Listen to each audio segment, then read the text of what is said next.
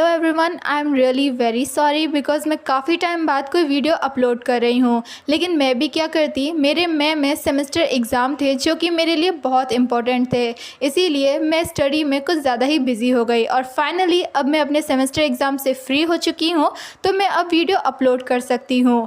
मैं आज एक न्यू BL सीरीज़ एक्सप्लेन करने वाली हूँ जिसका नाम है द नेक्स्ट प्रिंस। ये एक थाई BL सीरीज़ है और ये अभी भी ऑन एयर है। मुझे किसी ने कमेंट करके इस BL सीरीज़ को सजेस्ट किया था, लेकिन उस टाइम पर ये ऑन एयर नहीं थी और अब फाइनली ये ऑन एयर हो चुकी है, तो मैं इसे एक्सप्लेन कर सकती हूँ। और रही बात history for close to you की, तो उसके टोटल 2 एपिसोड्स ही बाकी हैं जो कि मैं जल्द ही एक्सप्लेन करके अपलोड करने की कोशिश करूँगी। तब तक के लिए आप इस BL सीरीज़ को एंजॉय कीजिए। तो चलिए शुरू करते हैं। ड्रामा की स्टार्टिंग होती है और हमें एक एशियंट स्टोरी के बारे में बताया जाता है जहाँ पर 4 डिफरेंट किंगडम्स होते हैं। वो 4 डिफरेंट किंगडम्स कुछ टाइम के बाद साथ में मिलकर एक न्यू किंगडम बनाते हैं जिसका नाम होता है एमएलए। टाइम टू टाइम इस किंगडम के किंग्स बदलते रहे हैं और अब प्रेजेंट के टाइम पे ये ओल्ड ग्रैंडपा इस किंगडम के किंग हैं। और ये एशियंट स्टोरी यहीं पर ख़त्म होती है। ये स्टोरी एक फादर अपने लिटिल सन को सुना रहा होता है और ये स्टोरी सुनने के बाद वो लिटिल बॉय सो जाता है। उस लिटिल बॉय के रूम में हम एक पेंटिंग को देखते हैं जिसके अंदर एक मैन हॉर्स राइडिंग कर रहा होता है। देखते देखते वो पेंटिंग रियल इमेज में बदल जाती है और वो जो मैन हॉर्स राइडिंग कर रहा होता है वो हमारे इस ड्रामे का मेन लीड चिरान होता है। देन हमें एक तरफ एमएलए किंगडम को दिखाया जाता है और दूसरी तरफ डेवन सिटी को। चिरान बैठकर पीसफुली अपनी पेंटिंग कर रहा होता है। तभी वहाँ पर रॉयल पैलेस से 2 गार्ड्स आते हैं। वो गार्ड्स चिरान को बताते हैं किंग ने चिरान को बुलाया है और वो रॉयल पैलेस में उसका वेट कर रहे हैं, इसीलिए चिरान जल्दी से जल्दी रॉयल पैलेस आ जाए। देन हमें 1 मिनट तक चिरान के ड्रेसअप को दिखाया जाता है जहाँ पर वो अपने रॉयल बॉडीगार्ड की ड्रेस को पहनता है और रॉयल पैलेस जाने के लिए रेडी होता है। चिरान रेडी होने के बाद रॉयल पैलेस में आता है जहाँ पर वो देखता है वहां पर कोई भी नहीं था। चिरान धीरे धीरे रॉयल पैलेस के अंदर आता है और वो देखता है सामने टी पॉट्स रखे हुए हैं। चिरान जैसे ही उन टी पॉट्स के पास जाने वाला होता है तभी पीछे से उस पे कोई हमला कर देता है, लेकिन चिरान उससे बच जाता है। देन उस पर्सन और चिरान के बीच में फाइट स्टार्ट हो जाती है और एज यूजुअल इसमें हमारा चिरान ही जीतता है। तभी वहाँ पर एक ओल्ड ग्रैंडपा की एंट्री होती है और वो कोई और नहीं एमएलए किंगडम के किंग होते हैं। किंग उन दोनों को फाइट रोकने के लिए कहते हैं, जिस पर वो दोनों एक दूसरे से फाइट करना बंद कर देते हैं और किंग को रिस्पेक्ट शो करने के लिए बो डाउन करते हैं। किंग वहाँ पर आकर बताते हैं चिरान रॉयल पैलेस में न्यू पर्सन्स को ट्रेन करने का काम करता है। साथ ही वो ये भी सोच रहे थे चिरान ज़रूर यही सोच रहा होगा आखिर किंग ने उस पर हमला क्यों करवाया। वो बस ये देखना चाहते थे कि चिरान पहले की तरह ही उतने अच्छे स्किल्स यूज़ करता है जैसे कि वो पहले किया करता था। किंग कहते हैं चिरान उनके सामने फॉर्मेलिटी ना करे बिकॉज उन्होंने बचपन से ही चिरान को अपने ग्रैंडसन की तरह रेज किया है और वो चिरान को उठने के लिए कहते हैं। देन चिरान और किंग जाकर साथ में बैठ जाते हैं। किंग चिरान से कहते हैं गर्मी आने वाली है, कितना अच्छा होगा अगर मेरे पास कोई मुझे समझने वाला होगा, मेरे साथ बैठकर चाय पीने वाला होगा। मुझे इन दिनों बहुत ही लोनली फील हो रहा है। जिस पर चिरान कहता है आज आप कौन सी चाय पीना पसंद करेंगे। किंग कहते हैं मुझे कुछ यूनिक ट्राई करना है, ऑरल ग्रे। गाइस ये एक चाय का नाम है और ये यूके में मिलती है। इस चाय का फ्लेवर बहुत ही ज़्यादा अच्छा होता है और बहुत ही यूनिक, लेकिन इस चाय को लाने के लिए अब मैं ओल्ड हो चुका हूँ, साथ ही मैं किसी और पर ट्रस्ट भी नहीं कर सकता। जिस पर चिरान कहता है अगर आप मुझ पर ट्रस्ट करते हैं तो मैं आपके लिए वो टी लेकर आ सकता हूँ। किंग भी इसके लिए चिरान को परमिशन दे देते हैं। देन चिरान किंग के सामने बो करता है और वहाँ से चला जाता है। सीन शिफ्ट होता है और हमें लंदन का दिखाया जाता है जहाँ पर 2 लोगों के बीच में स्वॉर्ड फाइटिंग का मैच चल रहा होता है। दोनों में से कोई भी पर्सन वो मैच नहीं हारना चाहता था। उन दोनों में से एक पर्सन कैनेथ होता है जो कि हमारे इस ड्रामे का सेकंड मैन लीड है। ऑडियंस के बीच में बैठकर चिरान भी वो मैच देख रहा होता है और वो काफ़ी डीपली ऑब्जर्व करता है कि कैनेथ किस तरीके से खेल रहा है। काफ़ी लंबे टाइम तक मैच चलने के बाद फाइनली कैनेथ उस मैच को जीत जाता है। कैनेथ के सभी टीम मेंबर्स उसे प्रेस करके उसे कॉन्ग्रेट्स करते हैं। मैच खत्म होने के बाद कैनेथ वहाँ से जा रहा होता है और चिरान भी कैनेथ का पीछा कर रहा होता है। कहीं ना कहीं कैनेथ भी इसे ऑब्जर्व कर लेता है, इसीलिए वो पीछे बार बार मुड़कर चिरान को ही देख रहा होता है। तभी बीच में कैनेथ को उसका फ्रेंड मिल जाता है। कैनेथ का फ्रेंड उसे प्रेज करते हुए कहता है कैनेथ ने आज काफ़ी अच्छे से मैच खेला है। कैनेथ जब पीछे मुड़कर देखता है तो चिरान वहाँ से जा चुका था। देन कैनेथ चेंजिंग रूम में चेंज कर रहा होता है और वो चिरान के बारे में ही सोच रहा होता है, आखिर वो कौन था जो कि उसका पीछा कर रहा था। चेंजिंग रूम से बाहर आने के बाद कैनेथ जब जा रहा होता है तभी वो पीछे मुड़कर देखता है। वो देखता है चिरान अभी भी उसका पीछा कर रहा है और चिरान काफ़ी लंबे टाइम तक कैनेथ का पीछा करता है, जिसकी वजह से कैनेथ बहुत ही ज़्यादा डर जाता है। अचानक से कैनेथ कहीं पर जाकर छिप जाता है। चिरान उसे ढूंढने की कोशिश करता है। तभी कैनेथ चिरान के सामने आ जाता है और वो चिरान को कन्फ्रंट करते हुए कहता है आखिर चिरान उसका पीछा क्यों कर रहा है और वो कौन है, कहीं चिरान को स्काउट तो नहीं है। देन कैनेथ चिरान से थाई लैंग्वेज में बात करने लगता है और वो चिरान से कहता है तुम कौन हो, कहीं तुम कोई स्काउट तो नहीं हो, क्या तुम मुझ पे लाइन मार रहे हो? अगर तुम ऐसा कर रहे हो तो कोशिश बेकार है, बिकॉज मैं तुम में बिल्कुल भी इंटरेस्टेड नहीं हूँ, तुम बस अपना टाइम वेस्ट कर रहे हो। गाइज रियली मुझे नहीं पता था कि ये डिपिकल्ट बोरिंग लाइन हर किसी कंट्री के ड्रामा में यूज़ होती है। वैसे हमें क्या, बैक टू द स्टोरी, ये कहकर कैनेथ वहाँ से जाने लगता है। तभी चिरान कैनेथ से कहता है सॉरी, लेकिन तुम अपनी ही तरफ से कुछ भी मत सोचो। मैं तुम्हें देख रहा था जब तुम अपना गेम खेल रहे थे, तुम्हारा शोल्डर तुम्हारा साथ नहीं दे रहा था और पता नहीं तुम कैसे मूव कर रहे थे। देन चिरान कैनेथ को उसके गेम में की गई सारी गलतियां गिनवाने लगता है। इन सब की वजह से कैनेथ चिरान पर बहुत ही ज़्यादा गुस्सा हो जाता है और वह चिरान पर गुस्सा करते हुए कहता है तुम्हें क्या पता मेरे शोल्डर में क्या है क्या नहीं, तुम्हें इस बारे में कुछ भी नहीं पता तो तुम कुछ भी मत बोलो। जिस पर चिरान कहता है अगर ऐसा ही चलता रहा तो तुम बिल्कुल भी नहीं जीत पाओगे, लक हमेशा तुम्हारा साथ नहीं देगा, तुम्हें मैच जीतने के लिए खुद में इम्प्रूवमेंट करने की ज़रूरत है। ये कहकर चिरान वहाँ से चला जाता है। चिरान कैनेथ को इतना सब कुछ सुनाकर वहाँ से चला गया था और कैनेथ उसे कुछ भी नहीं कह पाता।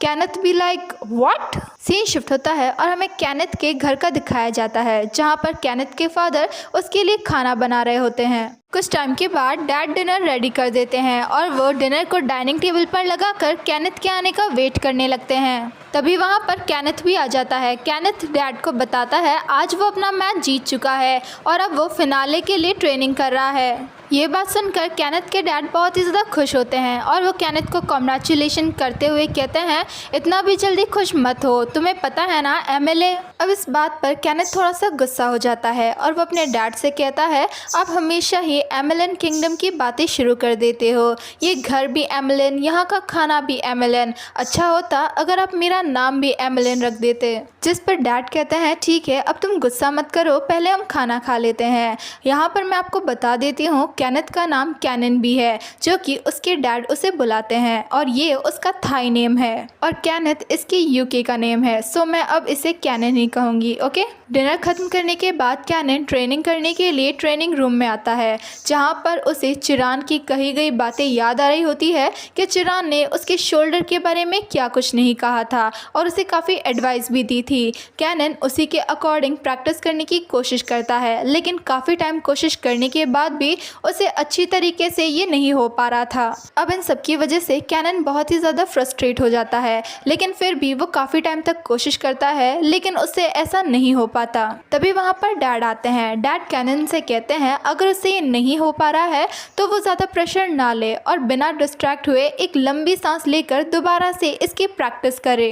कैनन अपने डैड के एडवाइस को मान लेता है और वो बिल्कुल ऐसा ही करता है और दोबारा से प्रैक्टिस करना स्टार्ट करता है और इस बार वो काफ़ी अच्छे से इसे कर लेता है। कैनन के डैड उसे प्रेज करते हुए उसके लिए ताली बजाते हैं और कहते हैं अब तुम बिल्कुल सही प्रैक्टिस कर रहे हो। सीन शिफ्ट होता है और हमें नेक्स्ट डे फाइनल मैच का दिखाया जाता है। चिरान भी ऑडियंस में बैठकर उस मैच को देख रहा होता है। कैनन इस मैच को काफ़ी अच्छे से खेलता है, जिसकी वजह से वो इस मैच को और इस कॉम्पिटिशन को काफ़ी अच्छे पॉइंट से जीत भी जाता है। देन कैनन का ओपोनेंट उससे कॉन्ग्रेट्स करते हुए कहता है क्या मैं आपसे कुछ पूछ सकता हूँ? जिस पर कैनन कहता है हाँ। जिस पर वो ओपोनेंट पूछता है आपको ये फेंचिंग किसने सिखाई? जिस पर कैनन बताता है उसे ये उसके फादर ने सिखाई आई थी। सीन शिफ्ट होता है और हमें कैनन को दिखाया जाता है जो कि उसके घर के बाहर होता है। कैनन जैसे ही सरप्राइज कहते हुए घर के अंदर आता है तो वो एकदम शॉक हो जाता है बिकॉज उसके घर में चिरान आया हुआ था।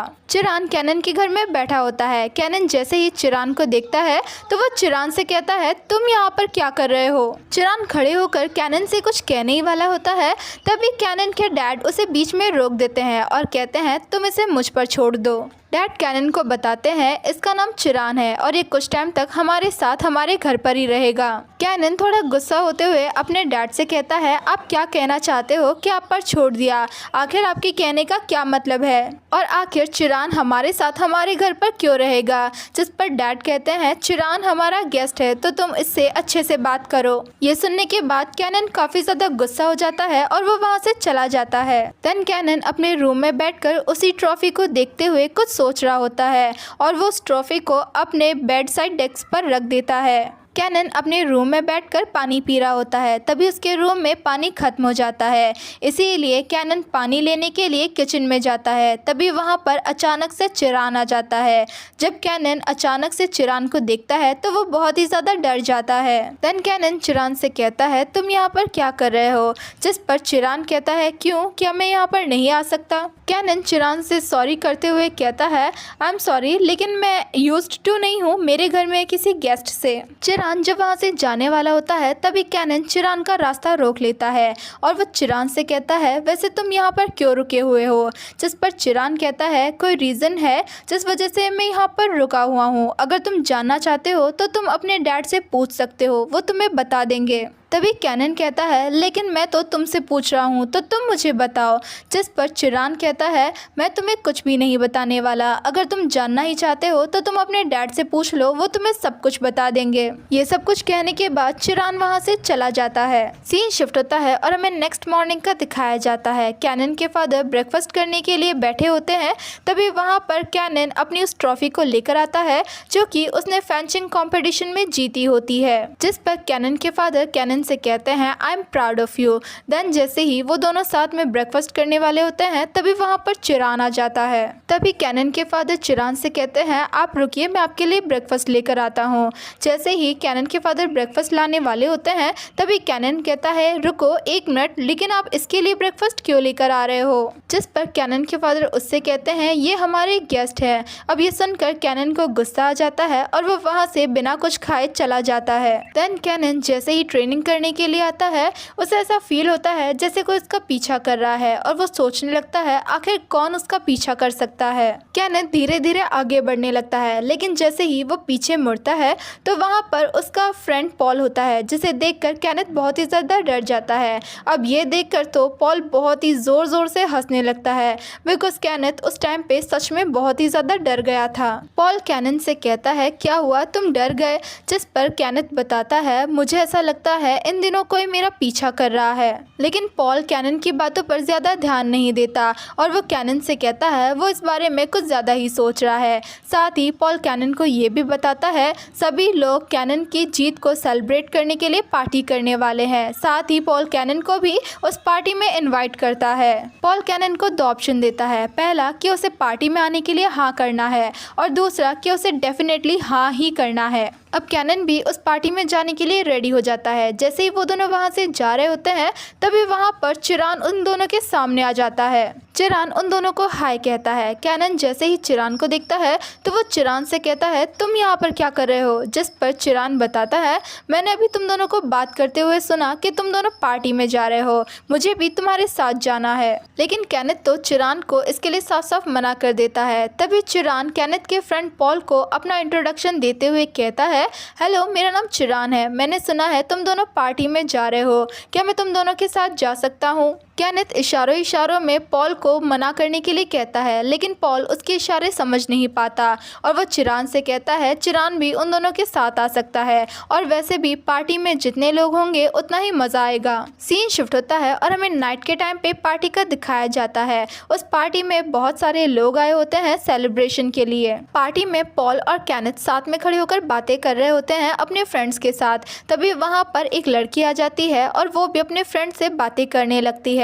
उन सभी लोगों को साथ में देख देखकर चिरान भी वहाँ पर आ जाता है। पॉल चिरान से कहता है तुमने कहा था कि तुम केनेथ के फ्रेंड हो, जिस पर चिरान कहता है हाँ तुम ऐसा कह सकते हो कि मैं इसका फ्रेंड हूँ। तभी वो लड़की केनेथ से कहती है केनेथ तुमने कभी बताया नहीं कि तुम्हारा इतना हॉट फ्रेंड भी है, ये बिल्कुल तुम्हारे टाइप का है ना। जिस पर केनेथ उस लड़की को चुप करवाता है। देन वो सभी लोग साथ में मिलकर ड्रिंक करने लगते हैं। देन वो लड़की उन सभी लोगों को घर के अंदर चलने के लिए कहती है, जिस पर वो सभी लोग घर के अंदर जाने लगते हैं। अब फाइनली सभी लोग साथ में बैठे होते हैं और वो लोग डिसाइड करते हैं वो लोग साथ में गेम्स खेलेंगे। वो सभी लोग मिलकर पॉकी गेम खेलने लगते हैं, लेकिन केनेथ इसके लिए मना कर देता है कि वो ये गेम नहीं खेलेगा। जिस पर पॉल कहता है केनेथ को तो ये गेम खेलना ही पड़ेगा बिकॉज उसी के लिए तो ये सारा सेलिब्रेशन हो रहा है। चिरान को ये गेम खेलने में बिल्कुल भी इंटरेस्ट नहीं होता। बॉटल स्पिन करना स्टार्ट होती है और लास्ट में सिर्फ 2 ही टीम्स बच जाती है। एक तरफ पॉल और वो लड़की होती है, दूसरी तरफ चिरान और केनेथ।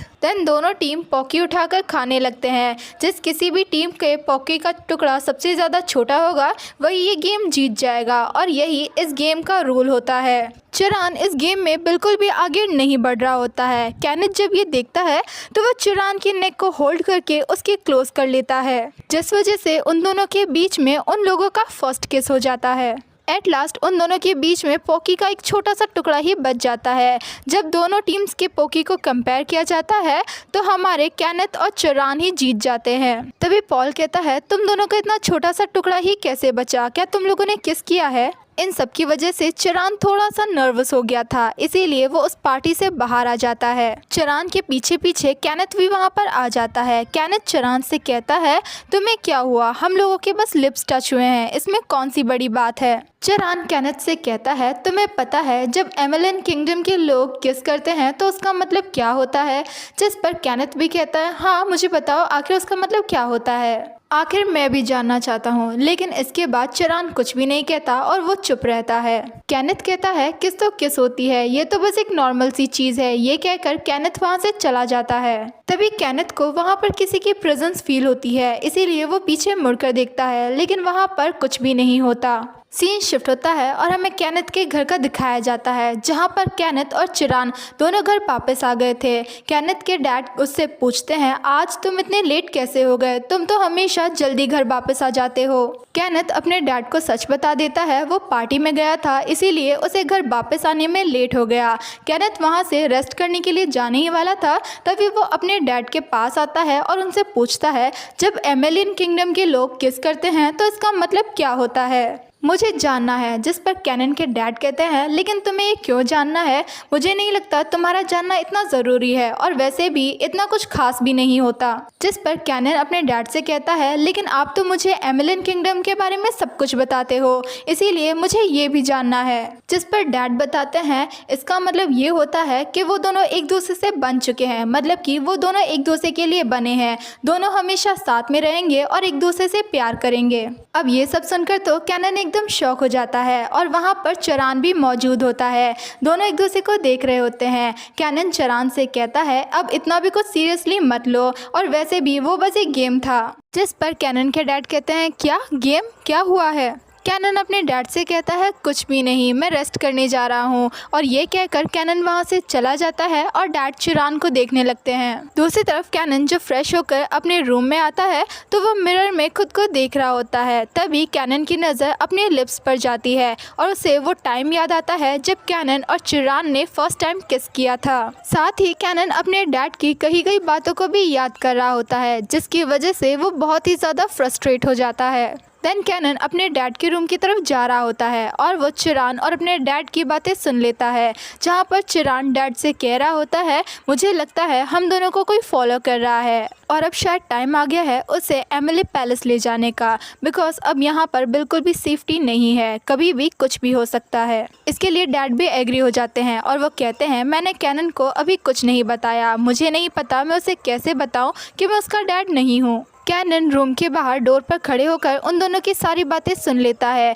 और वो अंदर आके उन दोनों से कहता है ये अब क्या बात कर रहे हो। अब चिरान कैनन से कहता है प्रिंस अब आपको मेरे साथ चलना होगा बिकॉज अब टाइम आ चुका है। कैनन चिरान से कहता है तुम क्या कह रहे हो, मुझे कुछ समझ में नहीं आ रहा। तभी डैड अपने सर को झुकाते हैं और वो कैनन को बताते हैं कि वो कैनन के डैड नहीं है। मैं बस इतने सालों तक तुम्हारी टेक केयर कर रहा था और अब टाइम आ गया है तुम जहाँ से बिलोंग करते हो तुम वहीं पर वापस चले जाओ। ये सब सुनकर कैनन रोने लगता है और वो कहता है, डैड आप ये क्या कर रहे हो, प्लीज़ उठो, मेरे साथ ऐसा मत कीजिए, मुझे सच बताइए ये सब कुछ क्या चल रहा है, ये सब कुछ सच नहीं है। डैड कैनन से कहते हैं, तुम्हें वापस जाना पड़ेगा, तुम यहाँ पर कुछ भी नहीं हो, तुम एक प्रिंस हो, एक प्रिंस। ये सब कुछ सुनकर कैनन रोने लगता है और कहता है, ये सब कुछ क्या चल रहा है, मुझे कुछ भी नहीं जानना, डैड प्लीज़ आप मेरी तरफ देखिए। अब दोनों ही फ्लोर पर बैठकर बहुत बुरी तरीके से रोने लगते हैं। कैनन कहता है, डैड मैं कहीं नहीं जा रहा, मैं इन सब पे बिलीव नहीं करता,